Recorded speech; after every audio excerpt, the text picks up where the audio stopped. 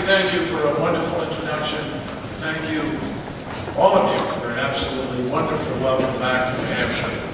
No one could ask for a more generous hug than you have given me this evening, and I appreciate it enormously. I congratulate Mary Chambers and Ray Buckley for their unbelievable service through the years. You are both terrific. And most importantly, and will you join me, please, in welcoming my extraordinary wife, and I think one of the great citizens of America.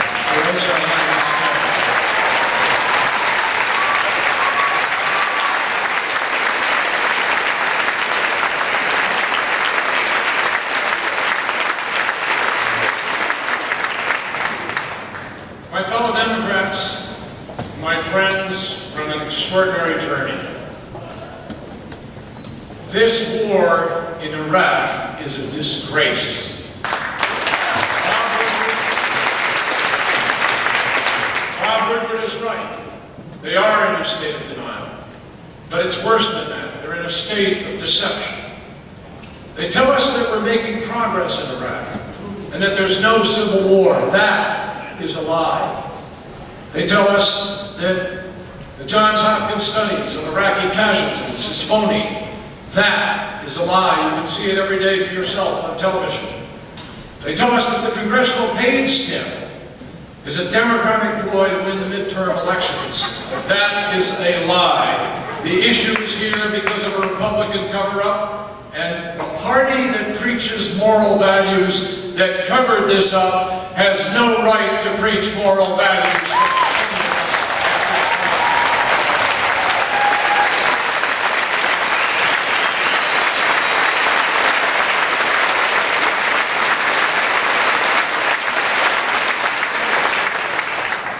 They tell us the North Korean nuclear test is the fault of Bill Clinton. Well, that is a lie. North Korea's nuclear program was frozen under Bill Clinton, and when George W. Bush turned his back on diplomacy, Kim Jong-il turned back to making bombs. And the world is less safe today because a madman has the Bush bomb. A lie, a lie, a lie, and a lie. What we have in Washington is a house of lies, and in November, we need to clean house.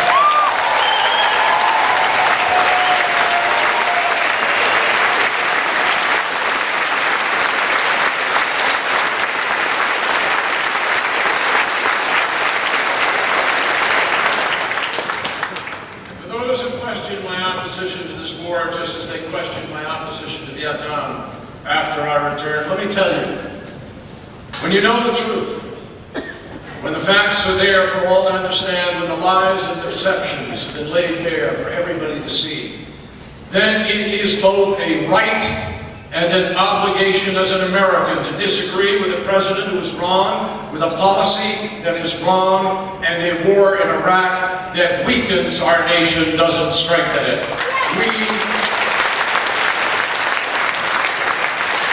They say we have to support this war in order to support the troops.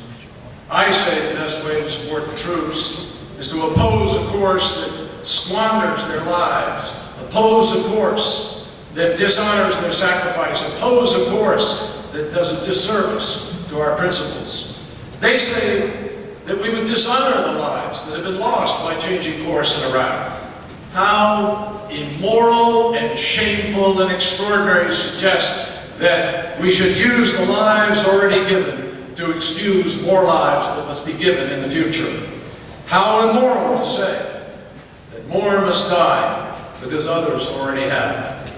Let me tell you, when soldiers suffer and die on an altar of an administration's pride, when they lose their limbs because of the incompetence and arrogance of mere politicians, then the only patriotic choice is to take back the moral authority that is abused by those in high office, take it back and throw them out.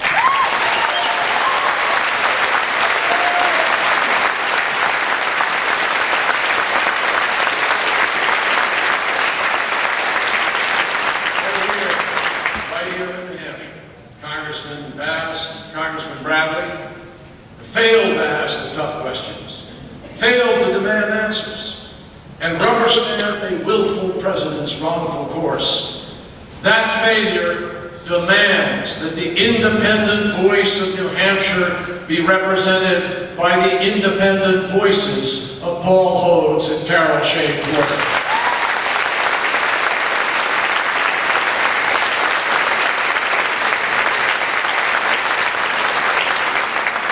Replacing Jeff Bradley and Charlie Bass actually becomes even more urgent when they rubber stamp the agenda of an administration that refuses to debate their policies or to disclose their facts or to respect the Constitution, as Carol said.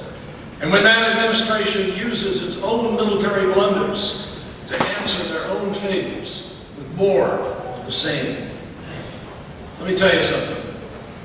Presidents and politicians may worry about losing face or losing votes or losing legacy. I believe, as a veteran and as a citizen, that we ought to be worrying about young Americans who are losing their lives.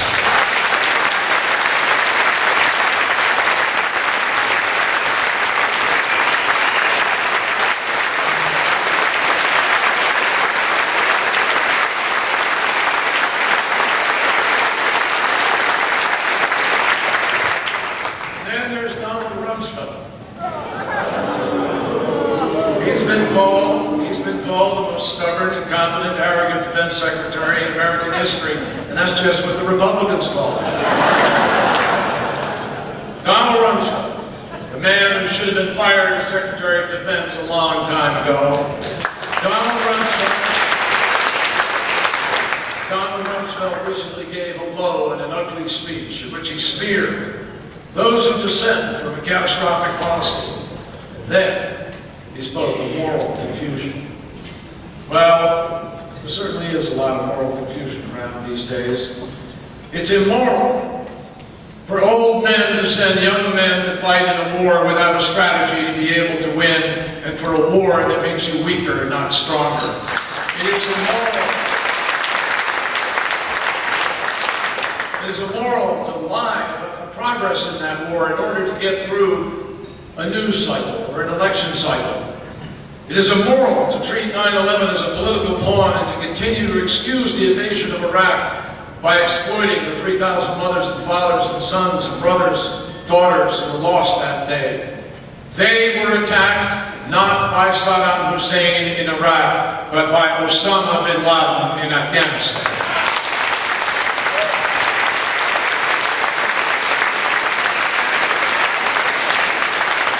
We've seen in recent days that this administration will say anything, will do anything, twist any truth, and even endanger our nation's character just to survive a midterm election. Well, I think Americans are now beginning to see through that charade.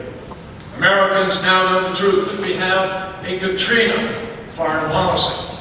Blunders and failures piled upon each other, all of which have betrayed our ideals, killed and maimed our soldiers, and widened the terrorist threat instead of diminishing it. And Americans know the Republican playbook backwards and forwards. Every time this administration is down in the polls, every time their political opponents at home appear to be gaining, they trot out the fear card. Well, enough is enough. I think we deserve leaders who remember that the only thing we have to fear is fear itself, not politicians who the only thing they have to sell is fear itself.